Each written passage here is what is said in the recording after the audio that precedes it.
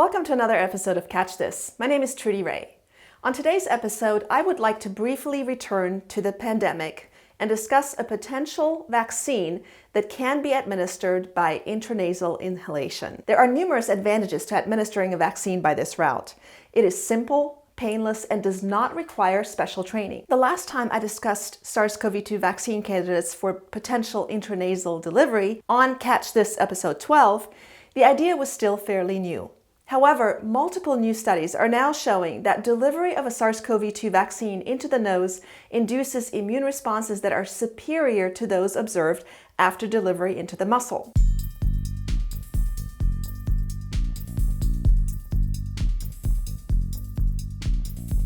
The authors of one such recent study compared the efficacy of a single dose of two different adenovirus-based SARS-CoV-2 vaccine candidates after intramuscular injection to that after administration by the intranasal route. Both vaccines encoded three viral antigens: the full-length S1 domain of the SARS-CoV-2 spike protein, which contains the region that binds the host cell receptor ACE2, the full-length nucleocapsid protein, which is essential for binding and packaging the viral genome, and a shortened version of the RNA-dependent RNA polymerase, also known as RDRP, the enzyme responsible for copying the viral genome during infection. The three antigens were inserted into either one of two adenovirus vectors: a virus of human origin to produce trihuad, or a virus of chimpanzee origin to produce trichad.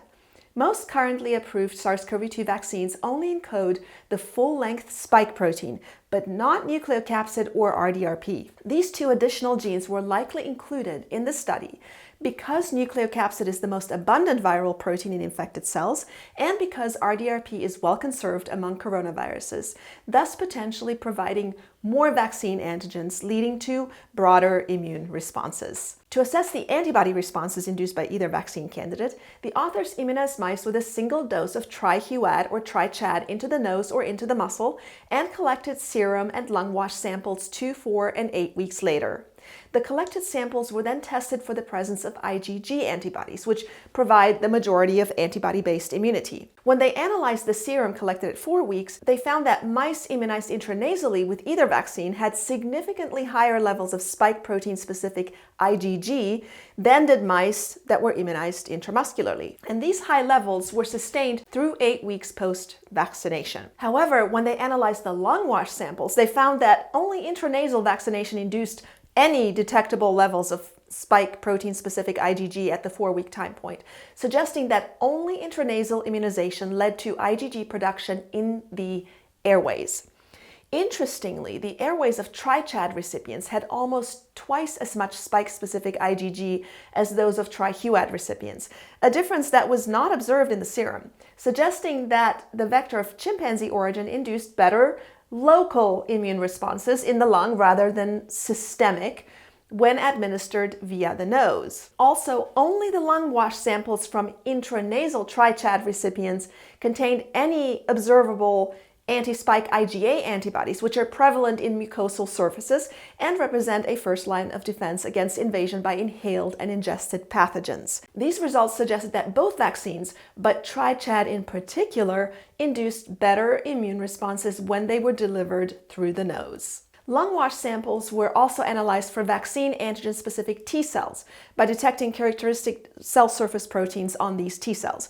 And they were also analyzed for specific cytokines produced by the T cells. The way they did this was by exposing the T cells to peptides that encoded each of the three vaccine-encoded antigens: S1, nucleocapsid, or RDRP.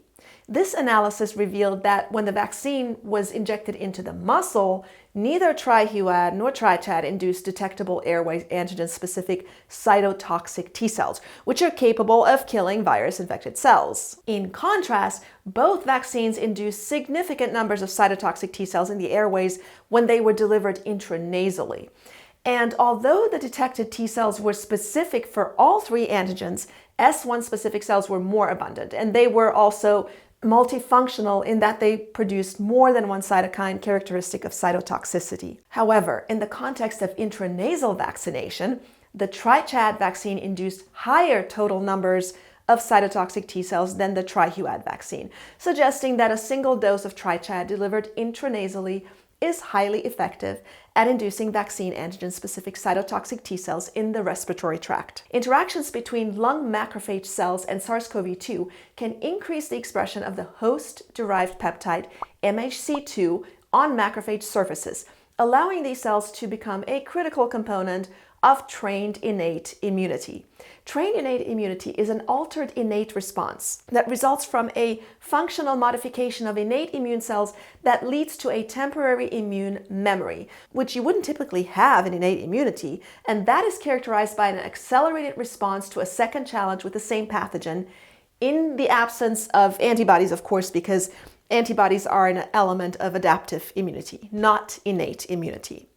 Neither trihuad nor trichad induce detectable MHC2 expression on macrophages in the lungs of mice when delivered intramuscularly.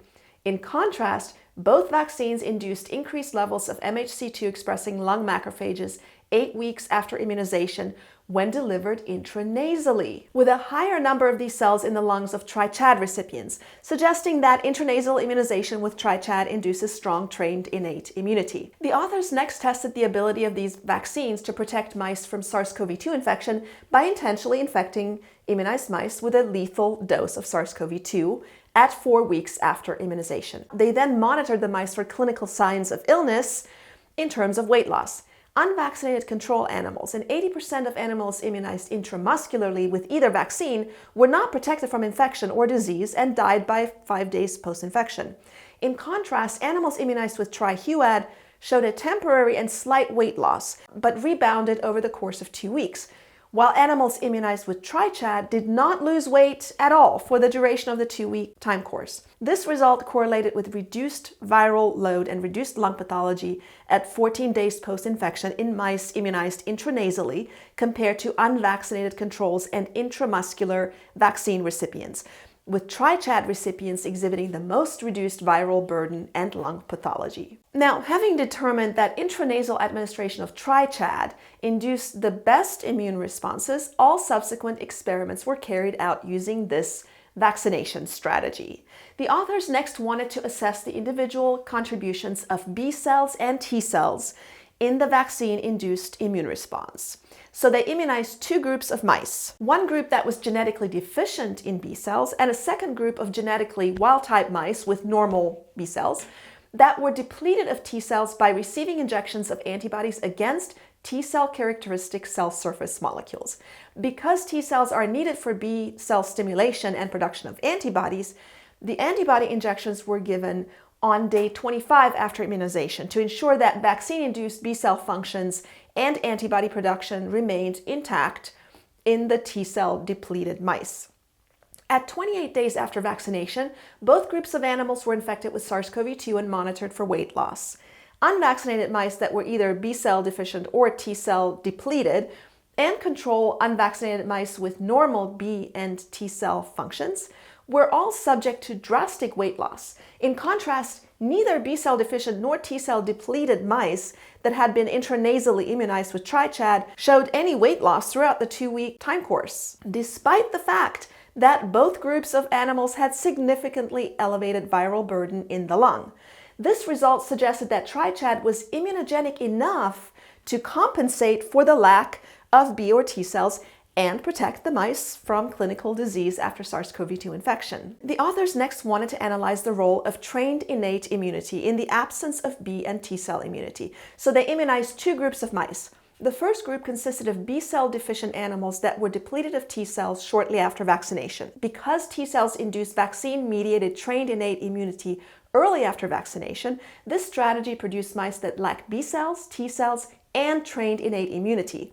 The second group consisted of B cell deficient animals that were depleted of T cells starting at day 25 post-vaccination to allow these mice to develop trained innate immunity, so that these mice lacked only B cells and T cells, but they had intact trained innate immunity.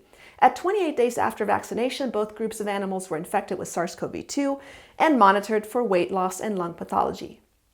Unvaccinated control mice with functional B cells, T cells, and trained innate immunity, and unvaccinated mice lacking B cells, T cells, and trained innate immunity showed severe weight loss and severe lung pathology. In contrast, vaccinated mice lacking B cells and T cells but with intact trained innate immunity appeared healthy with no weight loss and no pathology in the lungs. And this suggested that the immune protection observed in animals lacking B cells, T cells, or both was likely mediated by trained innate immunity.